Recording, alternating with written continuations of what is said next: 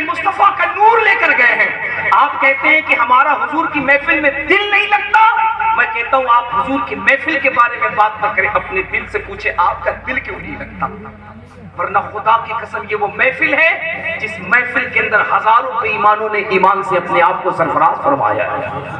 ہے نا۔ اگر فضول سے محفل کرو، میں برطانیہ کی ایک تاریخ پڑھ رہا تھا ابھی چند روز پہلے کی، برطانیہ کی تاریخ پڑھ رہا تھا، میں پڑھ رہا تھا لٹریچر میں، انہوں نے لکھا yes I agree this knowledge about Samson had done something wrong then he will be punished by burning his skin and then Allah۔ وہ کہتے وہاں کے علاقے میں جہاں چند مسلمان رہتے تھے، ایک شخص جو حضور کی میلاد کرتا تھا، وہ جب حضور کی نعت پڑھتا تو رونے لگتا، آنکھیں اشکبار ہو جاتی۔ وہ کہتے کہ ایک کرسچن، ایک صلیبی جو پڑھا لکھا well educated qualified brilliant mind تھا، وہ چھپ چھپ کر اس نبی کے نعت پڑھنے والے کو دیکھتا۔ ایک دن اس نے بلا کر کے کہا yes I agree this knowledge about Samson had done something wrong then he will be punished by burning his skin and then Allah puts a new skin on him, covers him to make him know that the taste is painful again that means the name and ears۔ اس نے کہا یار ایک بات بتا، یہ جو تو اپنے نبی کی نعت پڑھتا ہے،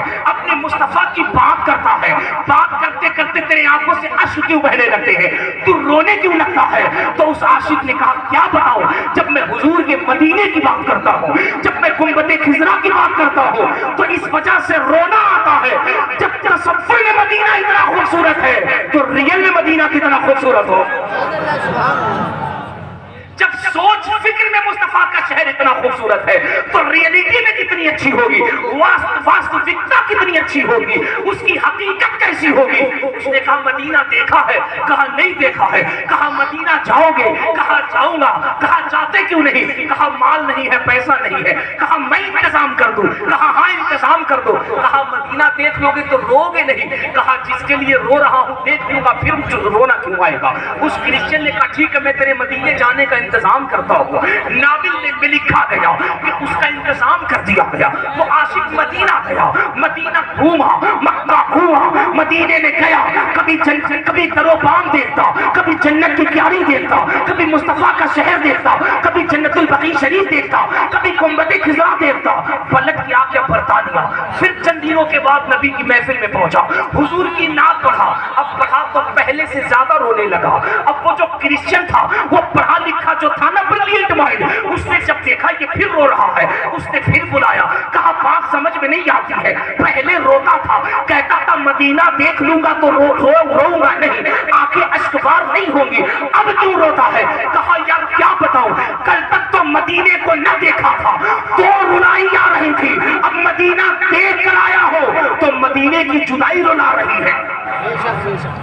مدینے کی جدائی رلا رہی ہے، مدینے کی یاد رلا رہی ہے، مدینے کی طرف رلا رہی ہے، مدینے سے لوٹ کے کیوں آ گیا؟ ایک غنیمت نگر والوں کہانی ختم ہو گئی، نا نا نا، کرسچن نے جب یہ جذبات دیکھے نا، دیکھ تیرے جلسوں کے اثر کیا ہوتے ہیں، تیری ناکاری تیری تقریروں کا اثر کیا ہوتا ہے۔ جب کرسچن نے یہ رنگ دیکھا، یہ جذبات دیکھے، حضور سے یہ محبت دیکھی، قدموں پہ گر گیا اور گر کے کہا میں نے تیرے محمد کو تو نہیں دیکھا لیکن محمد کے غلام کو دیکھا، اور اس کے غلام کی ادا بتا رہی ہے، جب امتی اتنا لاجواب ہے تو اس کا نبی محمد کتنا لاجواب ہو۔ امتی کے عشق کا یہ عالم ہے